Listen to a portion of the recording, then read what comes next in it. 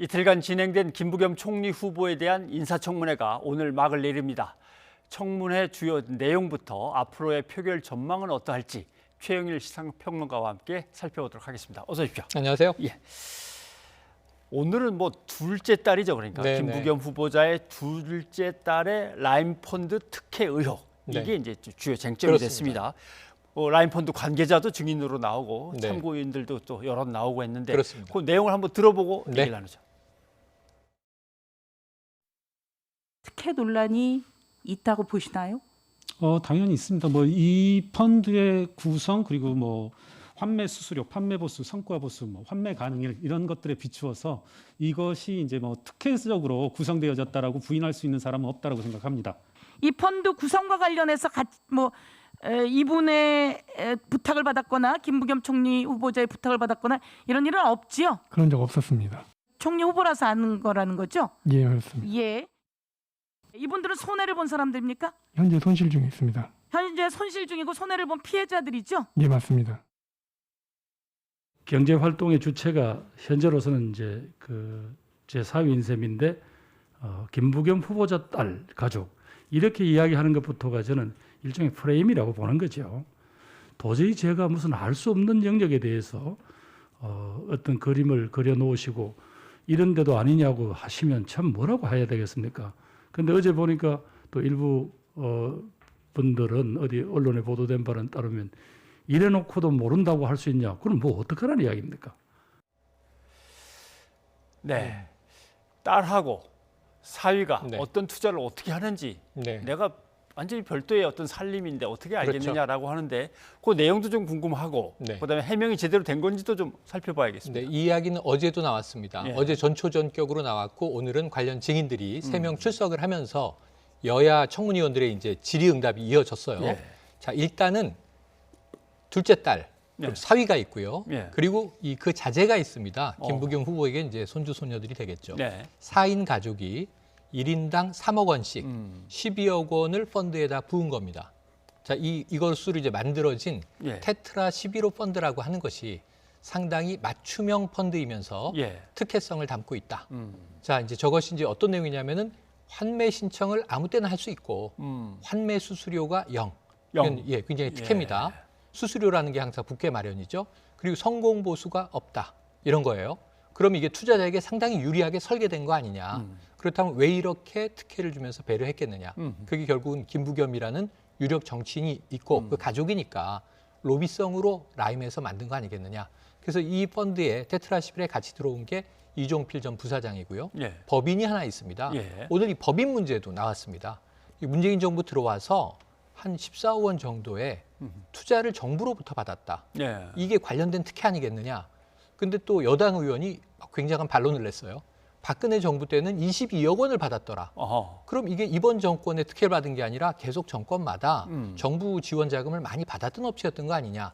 그러니까 이런 이제 공방들이 계속 오가는데 사실은 아직까지는 결정적인 항방은 없고 예. 야당 입장에서는 아까 김경률 회계사에 이거는 이 펀드의 속성 자체가 특혜다라고 규정을 했는데 김경률 회계사는 사실은 이 펀드와 직접 관련자는 아니잖아요. 예. 조국 흑서의 저자 이렇게 알려줘서 이 회계사라는 이제 전문적 예. 특성은 있습니다만 이 전에 참여연대를 함께했던 이제 진보 진영의 인물인데 지금은 이제 조국 사태 이후에 상당히 좀 이제 그렇죠. 반조국 입장으로 돌아선 분이기 때문에 지금 여야 간에 이 정치 쟁점화되고는 있는데 일단은 김부겸 후보자가 모른다고 한 이상 지금 야당에서는 그러니까 수사로 밝혀보자 이런 입장인데 상당히 시간이 걸릴 것으로 보여집니다. 그럼 라임펀드 쪽에서 나온 설계 당사자 쪽 입장은 네. 이상이 없다는 겁니까? 네, 이종필 부사장은 증인으로 신청이 됐지만 본인이 불출석하겠다고 답변을 해서 안 나왔고요. 지금 나온 사람은 대신증권, 예. 이 라임펀드를 많이 판매한 판매 채널이죠. 예. 여기에 대표이사와 반포 센터장이 나온 겁니다. 근데 이 상품을 판 당사자 입장에서는 설계한 것은 사모펀드지만 그렇죠. 판 것은 금융기관이거든요. 근데 이 입장에서는 이들은 피해자고 손실을 본 게 맞다. 예. 그리고 이 김부겸 후보를 알고 이 상품을 그들에게 판매한 것은 아니다. 그러니까 사실은 별 문제가 없다는 입장이고요. 그런데 이제 한 명의 또 어떤 증인이 있었냐면 라임펀드 때문에 피해를 본 예. 피해자들의 대표는 자, 이 펀드는 특혜성이다라고 또 좀 분노하기도 했습니다. 예. 그러니까 사실은 증인들 간에도 문제 있다와 문제 없다가 그러네요. 확연히 엇갈렸습니다. 예. 그런데 역시 조국 흑서의 저자여서인지는 모르지만 김경률 네. 회계사는 이거는 정경심 전 동양대 교수의 그 사건하고 네. 뭔가 좀 비슷한 것이 있다. 맞습니다. 뭐 그런 틀이다. 이제 그러니까 그렇게 얘기했단 말이죠. 지금 이 장관 후보자 인사청문회 때도 약간 선정적인 비유인데요. 여자 조국 아닙니까? 뭐 이런 이야기가 임혜숙 후보자에게 나오고 그랬죠. 예. 자, 그런데 이제 이번에도 아니나 다를까 정경심 교수가 가입했던 코링크피 사모펀드를 연상케 하는 질문을 던졌는데 예. 사실은 지금 항소심이 진행 중입니다만 1심으로 돌아가 보면 입시 비위 혐의는 대부분 유죄가 됐어요. 다 유죄가 됐어요.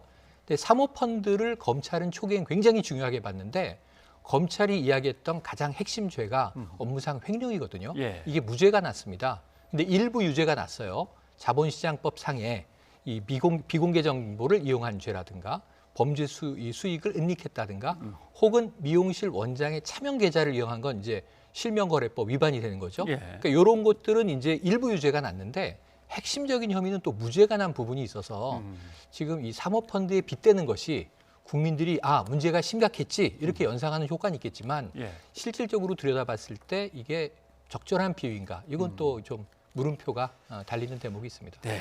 아무튼 이것은 이제 야당이 어떻게 결정을 하는지는 좀 지켜봐야 되는 그렇습니다. 문제고요. 예. 그리고 이양수 의원이 상당히 끈질기게 물고 늘어진 게 있습니다. 어제에 예. 이어서 박근혜 전 대통령을 어떻게 생각하십니까? 라고 해서 네, 이제 네. 김부겸 총리 후보자는 나름대로 대답을 했는데 네. 계속 옛날하고 왜 입장이 달라집니까? 그렇죠. 또 근데 이제 후보자 입장에서는 아니 도대체 그 문제를 가지고 당신 네. 같으면 그렇지 않겠습니까? 라고 네, 네, 네. 되물었는데 여기서 이제 논란이 좀 빚어집니다. 그렇죠. 한번 그 장면을 한번 네. 보시죠. 박근혜 전 대통령에 대해서는 어떻게 생각하십니까? 뭐 안타깝게 생각합니다. 2011년과 2012년에는 독재자의 딸, 국가의 불행 심한 말씀하셨는데 14년에 대구시장 나가실 때는 공보물에다가 굉장히 그 박근혜 대통령과 가깝게 있는 사진과 또 대통령과 김부겸 대구시장이 협력하면 대구는 대박입니다. 이렇게 쓰셨는데 그래도 좀 심한 거 아닌가요? 의원님 저 출마해 보셨죠? 예. 그 후보자 심정이 어떤가 잘 아시죠? 자, 질문하실 거면 이리로 오십시오. 아니, 제가 죄송합니다. 글로 가겠습니다. 죄송합니다. 아니 야당 시장이 당선되면 대통령하고 척을 져서 지역이 망한다는데 그걸 뭐라고 이야기를 해야 되겠습니까? 네. 뭐 상황에 따라 좀 이렇게 말이 바뀌었습니다. 양해해 네. 주십시오. 이럴 줄 알았는데 뭐 질문하시는 의원 입장에서 네, 생각해 네. 보십시오. 안 그러겠습니까? 이렇게 이제 상당히 오늘 요건 좀 세게 예. 나왔습니다. 그러니까 이렇게 나온 거죠. 이제 선거 치러 보시지 않았느냐. 이 국회의원도 선출직이고 그때 대구시장도 선출직 이 광역지자체장에 출마했던 건데 그 이후에 2016년에 20대 국회 당선이 됩니다. 대구에서. 자, 그런데 이제 선거를 치러본 입장이라면 사실은 경우에 따라서 예. 이 대구 지역은 보수의 텃밭 이렇게 불리지 않습니까? 네. 심장부 이렇게 불리기도 하고요. 박근혜 전 대통령의 인기는 뭐 TK 지역에서 그렇죠. 높았죠. 예. 거기서 야당의 이 시장 후보로 또는 의원 후보로 나갈 때 대통령과 척을 지는 것보다는 당연히 뭐, 가깝고 협력 가능하다라고 하는 메시지를 이제 주고 싶었던 것이 예. 이제 저 시기의 메시지였던 겁니다. 근데 거기에 대해서 이제 이 질문 형태로 물어보니까 네. 이양수 후보가 자리를 바꾸던지 하라. 이게 사실은 홍남기 이 권한대행이죠. 네. 권한대행도 국회에서 대정부 질문할 때 항상 당하는 겁니다. 반문을 하면 국회의원이 질문할 거면 여의도로 들어오세요. 들어오세요. 국회로 들어오세요. 이렇게 얘기를 예. 하거든요. 그러니까 국회의원은 항상 질문만 하고 답하는 건 아니다. 당신이다. 지금 이제 이런 또 하나 이제 권위를 내세우는 장면이기도 한데 뭐 사실 이제 그 다음에 다시 김부겸 후보가 결국은 이제 이 선거 상황에서 대통령과 야당 시장이 된다 하더라도 협력할 수 있다. 사실 지금 서울과 부산이 야당 시장이 됐잖아요. 그렇죠. 이번 예. 재보선에서. 예. 근데 대통령과 머리 맞대고 지금 오세훈 시장은 부동산 부분도 조율하고 또 이제 유치원 무상급식도 한다고 하는 거잖아요. 네. 그래서 항상 지자체와 중앙정부는 협력 관계에 있으므로 그런 부분들에 대한 답변은 적절한데 선거라고 하는 것을 놓고 역시 여야의 이 질의자와 답변자의 입장은 예. 아주 명확히 엇갈린 것 같습니다. 아주 흥미로운 질문도 그 뒤를 따라 나왔습니다. 네. 자, 이번에 총리하시고 다음번은 그럼 또 대통령 그렇죠. 선거 전에 뛰어들어서 후보로 뛸 겁니까? 라고 네. 하는 질문인데 이게 저의 마지막 공직일 거다라고 이제 선을 좀 긋는 것 같아요. 사실은 총리직이 공직 생활의 마지막이다. 마침표다. 이 답변을 오늘 한 셈이에요. 그래서 어찌 보면 이건 인사청문회에서 공개적으로 한 발언이기 때문에 예. 향후에 어떤 정치적 상황 변화가 있어서 만약 김부겸 이제 총리가 되신다고 하고 그다음에 대권 도전한다 그러면 이 발언이 상당히 두고두고 문제가 예. 될 수 있습니다. 예. 사실상 대권 도전은 불출마 선언이다. 이렇게 받아들여도 문제가 없겠습니다. 그러나 뭐 국민이 모두 원하고 지지율이 엄청나게 높다면 또 뭐 그때가 상황이 바뀔 수는 있겠습니다만 바뀌는 경우가 많죠. 나이로 봐서 지금 58년생이죠. 네, 그렇습니다. 그러니까 4년 대통령 이번 임기가 네. 끝난 다음에 나이는 한 68세. 지금 뭐 바이든 대통령, 미국 대통령의 나이나 혹은 간혹 나오는 얘기지만 김종인 전 비대위원장이 그렇죠. 킹메이커가 아니라 킹이 되고 싶은 거 아니냐 그럴 이런 수 얘기도 있는 정가에서 거죠. 예. 도는 걸로 본다면 사실은 아직 그렇게 많은 나이는 아니어서 차기 대권을 놓고 보면 한 두어 번의 기회는 더 있다고 봐도 무방할 것 같은데요. 네. 자, 오늘의 이 발언이 앞으로 어떻게 작용할지는 지켜봐야 될 것 같습니다. 알겠습니다. 예. 그리고 근데 국무총리는 국회 동의를 받아야 됩니다. 다른 그렇습니다. 장관 문제하고 네. 좀 다른 거죠. 이렇게 되면은 국민의힘이 어떤 식의 결정을 내리고 그것이 네. 어느 정도의 영향을 미치게 될지도 한번 생각을 해봐야 될 것 같습니다. 사실은 임기 한 중반까지의 개각을 보면 지금 5명의 장관 후보자도 예전 같으면 그냥 임명 강행이라고 했죠. 야당은 이 청문 경과 보고서 채택에 동의하지 않고 예. 이 항상 여당은 부적격이라도 의견을 넣어라. 근데 우리는 아예 채택을 못 하겠다. 그래도 임명이 됐어요. 근데 지금 이제 총리는 조금 다릅니다. 사실은 임명 동의안을 본회의에 올려서 표결을 거쳐야 되는 겁니다. 그렇죠. 근데 의석수로 보면은 여당의 숫자로 될 수 있어요.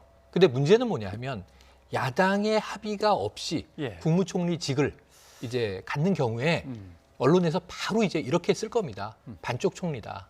야당의 동의가 없는. 그럼 지금 월요일에 문재인 대통령이 이 4주년 그리고 1년 임기를 남기고 어떤 특별 담화를 낼지 모르겠습니다만 예.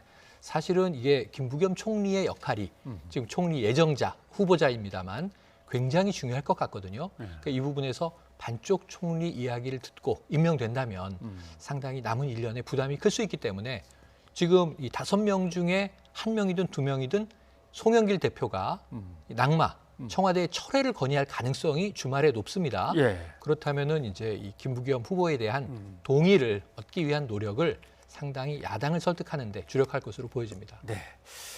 뭐 아마 송영길 대표가 이제 지금 네, 의견을 수렴하고 있는 모양입니다. 네. 한두 명은 어떻게 좀 그렇죠. 처리를 해야 되는가. 읍참마속이라고 하죠. 어떻게 수렴이 될지는 모르겠습니다. 근데 또 의외로 야당에서도 김부겸 후보 아주 결정적 한 방은 결국 없다. 없으니까. 화끈하게 밀어주고 총리를 시키는데 야당이 동의하는 모습, 이것도 국민이 보기에는 좋아할 모습이죠. 예. 야당이 총리 후보자에 대해서 뭐 문제는 많이 있지만 네. 망신 주긴 충분히 했고 알겠습니다. 동의할 수 네. 있는데 그 이후가 문제가 되겠죠. 요거는 좀 간단하게 좀 네네. 여쭤보고 싶습니다. 민주당 경선을 좀 연기합시다라고 네, 하는 거는 내부에서. 친문 쪽의 얘기인데 네. 왜냐하면은 야당하고 후보 경선이 같이 맞물려 가야지 네. 민주당이 먼저 다 끝내놓고 기다리면은 맥이 빠진다 네. 이런 것 같은데 그게 맞는 얘기입니까? 아니면 다른 속내가 있는 겁니까? 그거는 전략은 이게 케이스 바이 케이스라 예. 무엇이 정답이라고 단정할 수는 없지만 지난 서울시장 재보선을 보면 민주당 후보 미리 뽑아놓고 한참 기다리다가 야당이 흥행하고 야권 또 통합까지 안철수 대표와 이루고 상당히 열기를 끌어올린 다음에 붙었는데 예. 참패했잖아요. 그러니까 대선도 그렇게 될 수 있다. 우리 후보만 멀끄러미 서 있다가 연말 다 돼서 11월에 야권 후보가 결정되면 컨벤션 효과는 저쪽으로 다 몰리지 저쪽으로 않겠는가. 간다. 이런 우려는 할 수 있으나 문제는 당원 바꾸지 않아도 되긴 됩니다. 예. 당무위원들이 이게 사정상 연기한다 그러면은 되긴 되거든요. 그런데 문제는 또 원칙을 지키지 않는 민주당이 예. 결국은 누구를 좀 눌러앉히고 예. 누구를 밀기 위해서 결국은 대선 후보를 뽑는 시기를 연기한 거 아니냐라는 이야기가 나오는데 그러겠네요. 예, 이 지지율 국민 높일 눈높이에 시간을 벌려고 뭐 이런 어떤 얘기겠죠. 효과를 가질지가 문제가 되겠죠. 알겠습니다. 여기까지 듣도록 하겠습니다. 최평론가님 고맙습니다. 고맙습니다.